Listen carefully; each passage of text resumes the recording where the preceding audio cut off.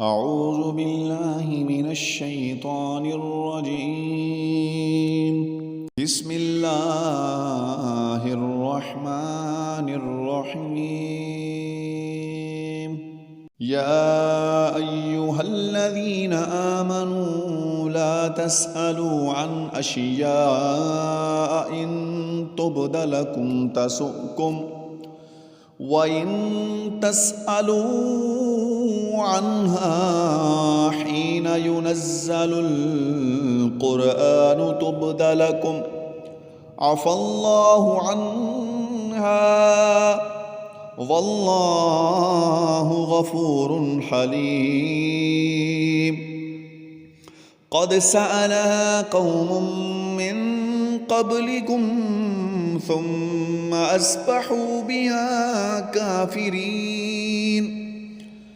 ما جعل الله من بحيرة ولا سائبة ولا وسيلة ولا حام ولكن الذين كفروا يفترون على الله الكذب وأكثرهم لا يعقلون. وإذا قيل لهم تعالوا إلى ما أنزل الله وإلى الرسول قالوا حسبنا ما وجدنا عليه آباءنا أولو كان آباؤهم لا يعلمون شيئا ولا يهتدون. يا أيها الذين آمنوا عليكم أنفسكم لا يضركم من ضل إذا اهتديتم إلى الله مرجعكم جميعا فينبئكم بما كنتم تعملون. يا أيها الذين آمنوا شهادة بينكم إذا حضر أحدكم الموت حين المسية اثنان ذوى عدل منكم أو آخران من غيركم إن أنتم ضربتم في الأرض فأصابتكم مصيبة الموت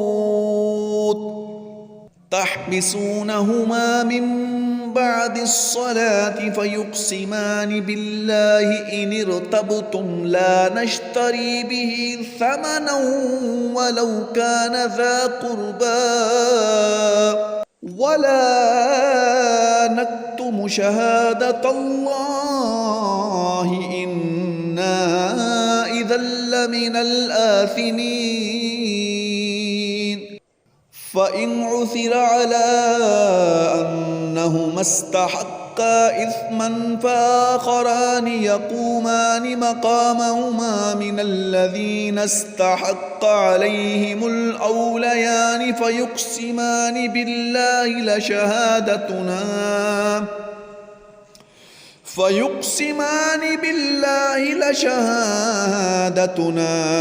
أحق من شهادتهما وما اعتدينا إنا إذا لمن الظالمين. ذلك أدنى أن يأتوا بالشهادة على وجهها أو يخافوا أن ترد أيمان بعد أيمانهم فاتقوا الله واسمعوا والله لا يهدي القوم الفاسقين.